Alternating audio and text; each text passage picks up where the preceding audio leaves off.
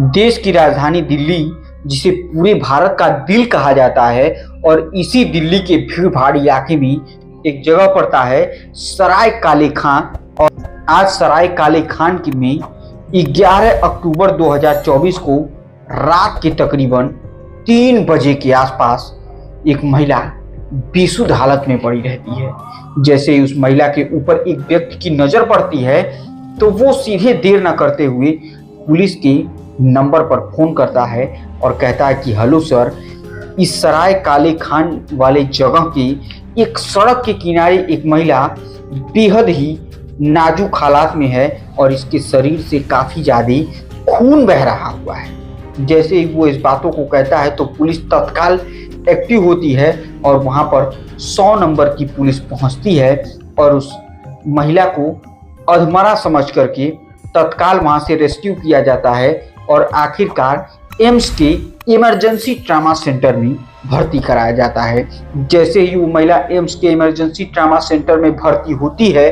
तो सबसे पहले जब डॉक्टरों ने उसका चेकअप किया तो ये जिस चीज की पुष्टि होती है वो ये रहता है कि उस महिला के साथ सामूहिक रूप से गैंग रेप हुआ है। और ये बात जैसे ही वहां के प्रशासन को पहुंचती है तो पुलिस के तमाम बड़े से बड़े आला अधिकारी मौके पर पहुंचते हैं और इस पूरे सीन को, इस पूरे घटनाक्रम को समझने की कोशिश में लग जाते हैं, क्योंकि देश की राजधानी दिल्ली में तमाम ऐसी बड़ी घटनाएं हो गई हों, चाहे वो निर्भया कांड से लेकर इस घटना तक की थी, जिसे आप सुनेंगे तो यकीन मानिए आपके रोंगटे खड़े हो जाएंगे। नमस्कार दोस्तों, मेरा नाम आर्यन मिश्रा और जुर्म के वर्चस्व की कहानी में आज की कहानी बेहद दर्दनाक और बेहद हैवानियत की सारी हदें पार करने वाली हैं। तो कृपया इस कहानी को अंत तक जरूर सुनिएगा कि जब एक मानसिक रूप से विक्षिप्त महिला के साथ किस तरीके से लोगों ने दरिंदगी की अपनी वो सारी हदें पार कर दी, जिसके बारे में आप सोच भी नहीं सकते हैं। तो अगर आप चैनल पर नए हैं तो कृपया चैनल को सब्सक्राइब, वीडियो को लाइक और वीडियो को ज़्यादा से ज़्यादा शेयर जरूर कीजिएगा, ताकि भारत के एक एक नागरिक इस देश में होने वाले हर एक घटनाक्रम पर पैनी नज़र बनाए रखे। तो देर ना करते हुए दोस्तों, आज के जुर्म के वर्चस्व की कहानी हम शुरू करते हैं। दरअसल दोस्तों, 10 अक्टूबर को एक महिला जो मानसिक रूप से विक्षिप्त होती है वो दिल्ली के पुराने रेलवे स्टेशन से निकलकर बाहर आती है। जैसे ही वो बाहर आती है तो वो इधर उधर घूमने लगती है, क्योंकि वो इस शहर में नई रहती है और उसके बारे में कहीं किसी को पता नहीं रहता है कुछ। और यही महिला आज 11 अक्टूबर की रात में दिल्ली के उस एम्स के ट्रामा सेंटर में भर्ती भी रहती है। और इस पूरे घटनाक्रम को देखकर किसी को कहीं कुछ समझ में नहीं आता कि आखिर इस महिला के साथ हुआ क्या है, इस महिला के साथ किसने ये गैंगरेप किया है, क्योंकि पुलिस के पास कोई भी क्लू नहीं रहता है। जब उस महिला को होश आता है तब जब ट्रामा सेंटर के डॉक्टरों ने खुलासा किया, उसे सुनकर पुलिस के और कान खड़े हो जाते हैं, क्योंकि पता ये चलता है कि ये महिला मानसिक रूप से विक्षिप्त है, इसे तो कुछ पता ही नहीं है। और तो और दोस्तों, ये महिला दिल्ली की नहीं बल्कि उड़ीसा की रहने वाली है और शायद ये गलती से ट्रेन में बैठकर दिल्ली पहुंच गई है। अब दिल्ली पुलिस के लिए एक और मुसीबत वाला काम हो जाता है, क्योंकि उड़िया उन लोगों को आती नहीं है और ये महिला जो भी बोल रही थी वो उड़िया में ही बात करती है। आखिरकार बहुत सोचने समझने के बाद तमाम आला अधिकारियों ने एक दिमाग लगाया और आनंद फानंद में इस महिला के पास एक कांस्टेबल को सामाजिक कार्यकर्ता बनाकर एनजीओ की तरफ से भेजा जाता है और एक नर्स को जो उड़िया से हिंदी ट्रांसलेट करती है उसे भी एक नर्स का रूप दे करके उसी हॉस्पिटल में भेजा जाता है। फिर आराम आराम से वो महिला जो कांस्टेबल होती हैं वो उस मानसिक रूप से विक्षिप्त महिला से कुछ पूछताछ करने की कोशिश करती हैं, कुछ जानकारियां इकट्ठा करने की कोशिश करती हैं कि आखिर तुम्हारे साथ हुआ तो हुआ क्या और कौन लोग थे जो तुम्हारे साथ इस तरीके की घिनौनी हरकत को अंजाम दिए हैं। अब जैसे जैसे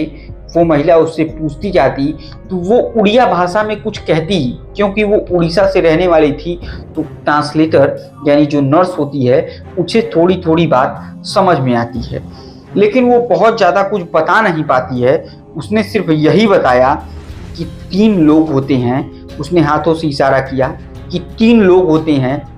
रेलवे स्टेशन होता है और उसमें से एक व्यक्ति विकलांग होता है और एक ऑटो चालक होता है। लेकिन उस तीसरे व्यक्ति के बारे में वो महिला कुछ भी बताने में बिल्कुल असमर्थ होती है। अब पुलिस के लिए ये भी एक चैलेंजिंग विषय कि ऑटो चालक, रेलवे स्टेशन। तो सबसे पहले इस पुलिस के आला अधिकारियों ने एक योजना बनाई कि क्यों ना 10 लोग तेज तर्रार जो ऑफिसर होते हैं उनकी एक टीम गठित की जाती है और वो लोग इस स्पेशल केस को देखेंगे। क्योंकि देश की राजधानी में अगर इतनी बड़ी घटना कि निर्भया कांड के बाद फिर इस तरीके की घटना अगर सामने आए तो यकीन मानिए दोस्तों कि पुलिस किस हद तक जा सकती है, क्योंकि जब देश उस समय किस तरीके से उग्र गुस्से में था। आखिरकार उस महिला के निशानदेही पर पुलिस को कुछ चीजें तो क्लियर हो चुकी रहती हैं और पुलिस सराय काले खान से के नजदीकी रेलवे स्टेशन यानी पुरानी दिल्ली रेलवे स्टेशन की तरफ पहुंचती है और वहीं से जांच पड़ताल शुरू करती है। इस जांच पड़ताल के दरमियान तकरीबन 700 सीसीटीवी कैमरे चेक किए जाते हैं और इस सीसीटीवी कैमरे में कहीं कुछ पता नहीं चल पाता है, लेकिन पुलिस हार नहीं मानती है। आखिरकार जब पुलिस वाले 10 अक्टूबर सुबह के तकरीबन 10 बजे के आसपास पुरानी दिल्ली रेलवे स्टेशन के कैमरे को चेक करते हैं तो देखते हैं कि यही महिला एक ट्रेन से उतरकर सड़क से बाहर आती है और उसी जगह पर कि जितने भी ऑटो रहती हैं तकरीबन 150 ऑटो को पुलिस टेस्ट करती है, जिसमें कुछ के नंबर आते हैं, कुछ के नंबर नहीं आते हैं और सारे लोगों के नंबर के साथ पूरी डिटेल जुटाई जानी शुरू कर दी जाती है। इसी दरमियान 150 ड्राइवरों की स्क्रीनिंग करना, उनसे पूछताछ करना और उनके बारे में जानना ये भी बेहद मुश्किल काम होता है। लेकिन उस महिला का इतना बताना कि वो ऑटो ड्राइवर था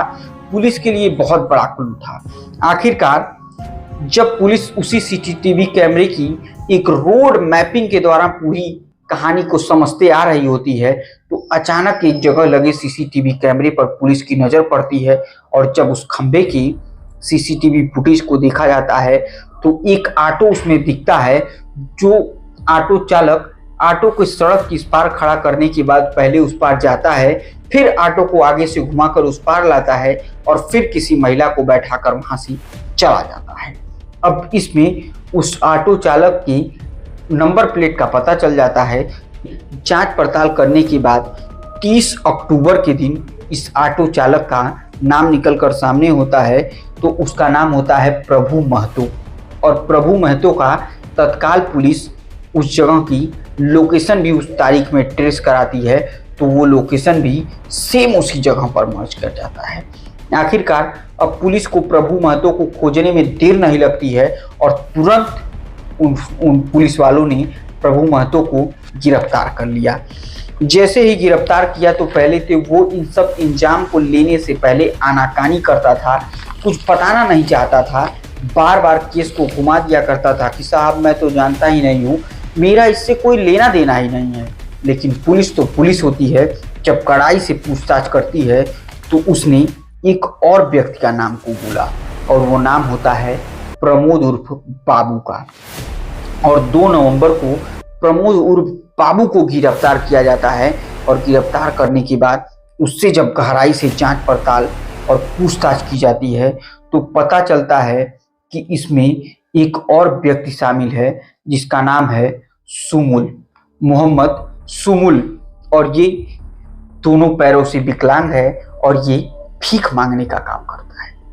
और धीरे धीरे जब तीनों लोगों को एक साथ एक जगह बैठाया जाता है तो पता चलता है कि इसमें एक ऑटो ड्राइवर है जिसका नाम प्रभु महतो है, प्रमोद जो है ये कबाड़ी की दुकान पर काम करता है और मोहम्मद सुमुल जो है ये दोनों पैरों से विकलांग है। और विकलांग होने के बावजूद भी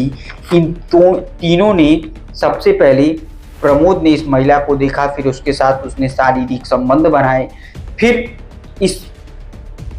टेम्पू ड्राइवर ने उसके साथ शारीरिक संबंध बनाए और आखिर में मोहम्मद शमसूल जो होता है वो इन दोनों को इस तरीके की घटनाक्रम को अंजाम देते हुए देख लेता है और अंततः गत्वा सबसे आखिर में वो इस महिला के साथ संबंध बनाता है। इसके बाद इस पूरे केस में आखिरकार उन 10 जाबाज ऑफिसरों को एक बार सलामी तो बनती है जिन्होंने 24 दिनों के अंदर ब्लाइंड केस को, एकदम ब्लाइंड केस था दोस्तों, क्योंकि अगर मानसिक रूप से विक्षिप्त नहीं होती महिला तो वो हुलिया बताती, हर चीज बताती और पुलिस वालों के लिए पकड़ना आसान हो जाता। लेकिन इस पूरे ब्लाइंड केस को महज 24 दिन के अंदर दिल्ली पुलिस ने बिल्कुल खोल कर रख दिया और दिल्ली पुलिस का कहना है इन तीनों आरोपियों को जितनी सख्त से सख्त सजा हो सकती है उतनी सख्त सजा दिलाई जाएगी, क्योंकि इन्होंने मानसिक रूप से विक्षिप्त महिला के साथ इस तरीके की गंदी हरकत को अंजाम दिया, इस तरीके की कुकर्म को किया है जिसे कभी माफ करने योग्य नहीं है। तो ये थी दोस्तों दिल्ली मानसिक रूप से विक्षिप्त महिला के साथ हुए गैंग रेप की पूरी कहानी। उम्मीद करते हैं इस कहानी के माध्यम से आपने पुलिस वालों की ताकत को समझ लिया होगा कि किस तरीके से अगर वो चाह दें तो कुछ भी उनके लिए असंभव नहीं है। तो इसी के साथ दोस्तों आज के जुर्म के वर्चस्व की कहानी को हम खत्म करें उससे पहले एक छोटा सा निवेदन, अगर आप चैनल पर नए हैं तो कृपया चैनल को सब्सक्राइब, वीडियो को एक लाइक और वीडियो को ज़्यादा से ज़्यादा शेयर करना बिल्कुल मत भूलिएगा। तब तक के लिए मुझे दीजिए इजाज़त। जय हिंद, जय भारत।